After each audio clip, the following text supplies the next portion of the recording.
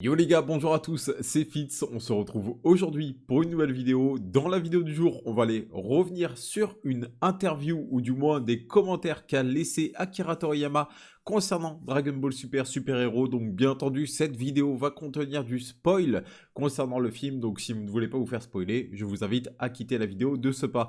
Si vous m'entendez parler un petit peu bizarrement, c'est complètement normal. Je me suis fait casser le nez au MMA hier, donc je parle de la bouche à bord, quoi. Enfin, je parle du nez, mais c'est parce que j'ai le nez qui est gorgé de sang, tout simplement. Donc vous m'entendez peut-être parler un petit peu de la bouche. Je m'en excuse, et il y a des moments où je vais être en apnée aussi, parce que je peux juste pas respirer du nez, c'est pas possible. Alors, on va se baser sur l'article de dbz.com, donc merci à eux. Comme d'habitude, je trouve qu'ils font des articles de très grande qualité pour nous résumer un petit peu l'actualité de Dragon Ball, et là c'est le cas en l'occurrence. Akira Toriyama explique les nouvelles transformations du film DBS Super Hero. Ce matin, le dernier thriller final et ultime de Dragon Ball Super Super Hero est venu dynamiter la tranquillité des fans de Dragon Ball qui pensaient encore pouvoir échapper aux gros spoilers du film. D'ailleurs, je sais pas comment on fait certains pour esquiver tous les spoils, hein, parce que il y a vraiment certains collègues youtubeurs qui ont été sans pitié sur la miniature par exemple. Il y a même certains collègues youtubeurs, j'ai vu, qui avaient mis en miniature des images du film direct, donc vraiment sans pitié quoi. Donc si certains ont réussi à esquiver tous les spoils, franchement, chapeau. Alors qu'on pensait que Toei Animation avait retenu la leçon du film DBS Broly et du spoiler de Gogeta Blue, voilà que le studio dévoile ce matin absolument tous les plus gros secrets du film en 1 minute de vidéo. D'ailleurs, je referai peut-être une petite vidéo réaction pour parler du trailer, parce que le trailer il est incroyable, hein. Voir en HD c'est insane. Mais ce n'est pas tout. Puisque Akira Toriyama, le créateur de Dragon Ball, prend aussi la parole pour nous expliquer ses choix sur Orange Piccolo, Gohan Beast et Cell Max. Nous avons donc ici les noms officiels des transformations, ça y est, du film Dragon Ball Super Super Hero. Donc on a Orange Piccolo, donc ça on l'avait compris, et vous allez le voir, je suis très content concernant Orange Piccolo, parce que je m'étais douté de pourquoi il s'appelait Orange Piccolo. Par contre, ce n'est pas Final Gohan, mais c'est Gohan Beast, le nom officiel, et enfin Cell Max. Cell Max on connaissait déjà. L'apparition de Orange Piccolo. La nouvelle transformation de Piccolo avait déjà été teasée avec l'éveil de son potentiel libéré. Il va mener une bataille acharnée contre Cellmax, la pire créature créée par l'armée du ruban rouge. Piccolo, qui affronte l'arme la plus meurtrière du ruban rouge, devient non seulement orange en apparence, mais devient également énorme pendant le combat contre Cellmax. Et comme Piccolo, Gohan laissera également ressentir la puissance qui sommeillait en lui, en devenant Gohan Beast, qui est le nom officiel de sa nouvelle transformation. Selon le site officiel du film, ses cheveux sont argentés, ses yeux sont rouges et son aura est terrifiante. Vous pouvez sentir la sévérité que vous ne pouvez pas imaginer de la part de Gohan. Donc l'idée, c'est vraiment en fait d'avoir fait un Gohan, et du coup c'est plutôt bien fait, hein. C'est vraiment de faire un Gohan qui est sauvage, quoi. Vous voyez ce que je veux dire? Beast, c'est ça en fait. Beast, c'est genre une bête, mais une bête sauvage, quoi. Genre, ouais, c'est une bête sauvage, Beast, tout simplement. Donc c'est vraiment ça. Et en même temps, c'est plutôt bien foutu au niveau du chara design du personnage, parce que c'est vrai qu'on a du mal à reconnaître Gohan sur certains aspects. Il y a vraiment un petit peu le même côté que cette première transformation SSJ2 contre celle où on fait putain, ouais, le perso il est terrifiant, tu vois. Et c'est un petit peu la même chose là avec le Gohan Beast. Donc le nom est peut-être un petit peu spécial, mais en soi, j'aime bien l'idée qu'il y a derrière. Pour accompagner la dernière bande-annonce, je suis désolé pour ma voix, c'est terrible, putain. Pour accompagner la dernière bande-annonce du film, le site officiel partage aussi 2 nouveaux artworks de Orange Piccolo et de Gohan Beast, la nouvelle transformation de Gohan. Ce n'est pas Beast Gohan, mais bien Gohan Beast, qu'il faudra dire. Et d'ailleurs, les gars, ça se prononce bel et bien Beast et non pas Best, hein. C'est Beast. Vraiment, c'est une bête sauvage, quoi. Les commentaires d'Akira Toriyama sur les nouvelles transformations. Présentation de Orange Piccolo. Mon personnage préféré est Piccolo, à cause de son stoïcisme discret. Il est rare de le voir parler et courir autant qu'il le fait cette fois-ci, et c'est probablement aussi la première fois qu'il subit une transformation appropriée. Comme on ne peut pas lui coller des cheveux, j'ai essayé de le rendre plutôt baraqué à la place. Mais j'ai pensé que cela rendrait difficile de dire qu'il s'était transformé. Alors je l'ai aussi fait orange. Bien qu'il y ait probablement encore des moments où il est difficile de faire la différence entre cette nouvelle forme et sa forme normale. Alors, le frérot Toriyama, il nous dit c'est peut-être difficile de faire de faire la différence entre la forme Orange Piccolo et la forme normale. Mais bah non, du coup, vu qu'il y en a un, il est orange et l'autre, il est vert, déjà pour commencer, et puis en plus de ça, même physiquement, il se ressemble pas, quoi. C'est vrai qu'il est beaucoup plus balèze. Non, honnêtement, on voit très bien la différence. J'aurais peut-être dû le rendre un peu plus exagéré, mais personnellement, je suis juste heureux qu'il ait finalement obtenu une puissance de combat à égalité avec Goku Enko. Alors, moi, ça, je le lis, mais je le lis. Voilà, ça s'arrête là. Je le lis, mais je me dis pas. Alors après, le truc, c'est que je le lis, mais c'est Toriyama qui le dit. Donc normalement, si c'est Toriyama qui le dit, c'est vrai, c'est lui qui décide, c'est son manga. Enfin, c'est pas normalement, d'ailleurs, c'est comme ça. Maintenant, je me demande où il veut en venir à ce moment-là. Quand il dit que Piccolo a obtenu une puissance à égalité avec Goku. Genre là, Piccolo, il est aussi fort que Goku Migate. Ça me paraît un peu facile quand même, non? Enfin, je sais pas, je pense pas que Piccolo soit aussi fort que Goku Bigate personnellement, mais voilà, c'est libre à l'interprétation. Le nom Orange Piccolo semble être quelque chose qu'il aurait lui-même inventé, puisque Piccolo n'est pas doué pour donner des noms à ce genre de choses. Et ça, je suis super content pour le coup, parce que c'est exactement ce que j'avais dit dans ma review, soit du film, soit dans les vidéos d'avant, je sais plus. Comme quoi, j'avais dit, ouais, à mon avis, Orange Piccolo, en fait, c'est un truc qui vient de Piccolo lui-même, vu que il a du mal avec les blases Piccolo. Et bah pas loupé, c'est ce qui se passe ici, ça fait plaisir. Et du coup, on a le fameux Orange Piccolo qui nous est expliqué par Toriyama.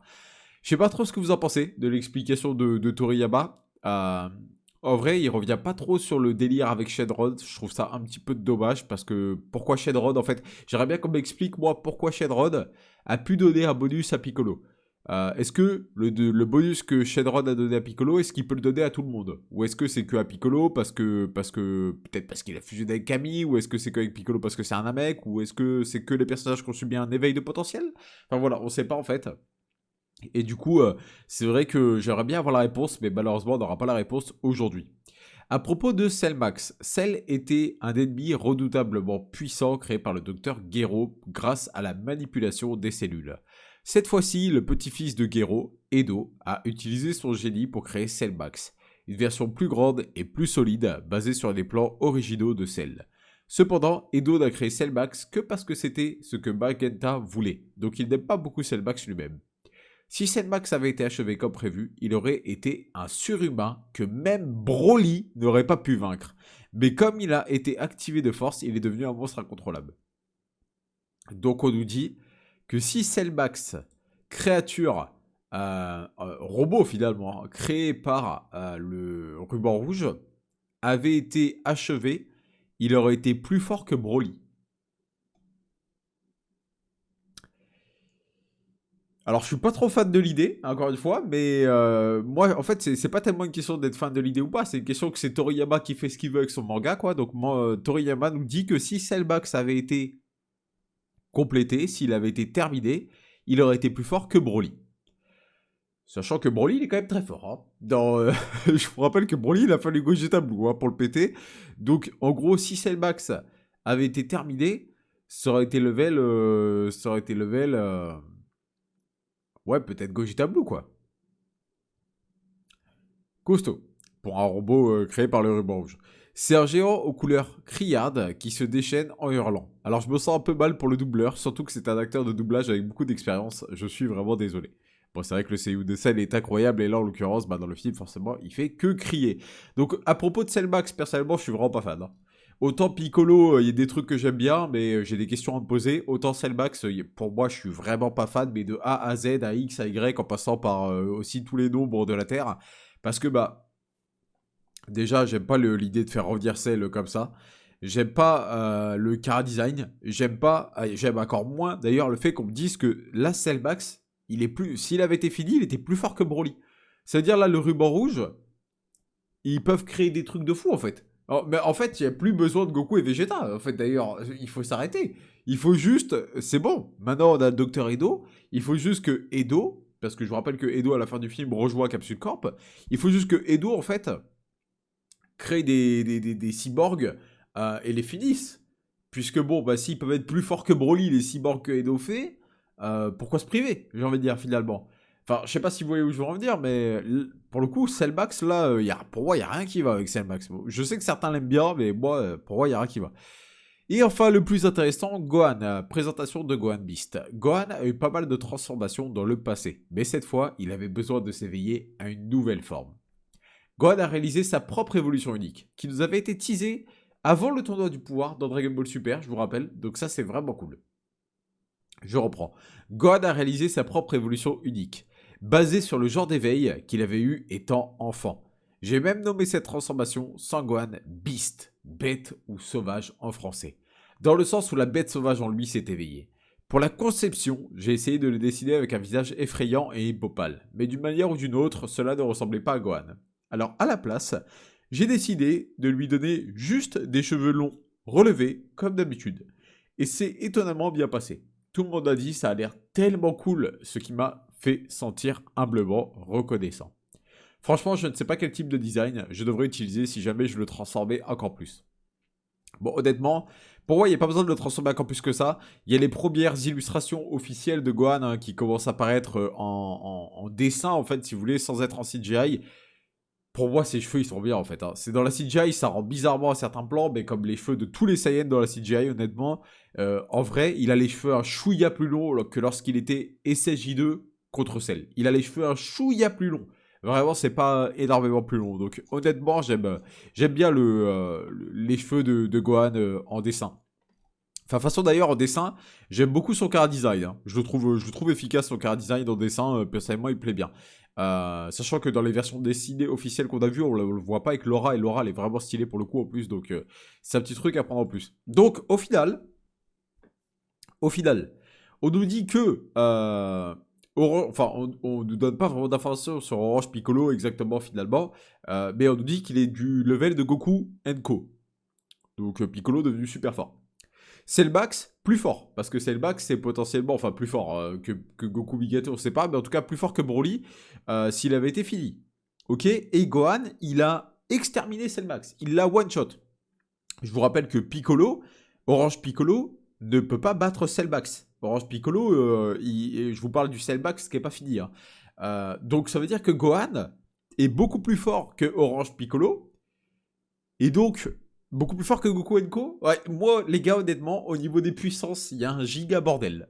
Pour moi, là, au niveau des puissances, il y a un giga bordel. Je sais pas ce que vous en pensez, c'est pour ça que je vous fais cette vidéo d'ailleurs, parce que j'ai envie de voir ce que vous pensez de tout ça. Mais pour moi, là, c'est le giga bordel. Parce qu'en fait, le problème, c'est que c'est bien beau de faire de la promo pour le film, mais le truc, c'est que les phrases qui nous sont lâchées pour la promo pour le film, c'est Toriyama qui les sort. Donc si c'est Toriyama qui les sort, ça, il faut que c'est du sens, quoi, tu vois. Enfin, c'est son manga, encore une fois, c'est lui qui décide. Donc là, actuellement, moi, ce que j'en comprends, c'est que Piccolo, il a le level Goku Co. Alors, Goku Co et SSJ Blue, j'imagine, hein, c'est comme ça que je le comprends. Cellmax, pas fini, est plus fort que Goku SSJ Blue, Vegeta SSJ Blue, que Piccolo Orange, etc. Et du coup, Gohan... Beast est beaucoup plus fort que ça. Donc Gohan Beast, level Migate, etc. Je pense comme ça, actuellement. Je sais pas ce que vous en pensez, mais moi, c'est c'est l'analyse que j'en fais ici avec ce qui nous est donné comme information, en tout cas, par Toriyama. C'est pas moi qui veux que ça soit comme ça, hein, les gars. Moi, je trouve ça débile que ça soit comme ça, mais c'est comme ça que je le comprends. Donc, dites-moi ce que vous en pensez, vous, dans l'espace commentaire. Mais c'est vrai qu'il y a des choses... j'ai beaucoup de questions, honnêtement. J'ai beaucoup de questions encore par rapport à toutes ces évolutions qui sont rapportées par Dragon Ball Super Hero. Et j'espère avoir des réponses un jour. Donc, voici pour cette petite vidéo. Sur ce, moi, je vous dis à très vite pour une nouvelle vidéo sur la chaîne de réaction de Fitz. Portez-vous bien, les gars, et tout le monde. Ciao.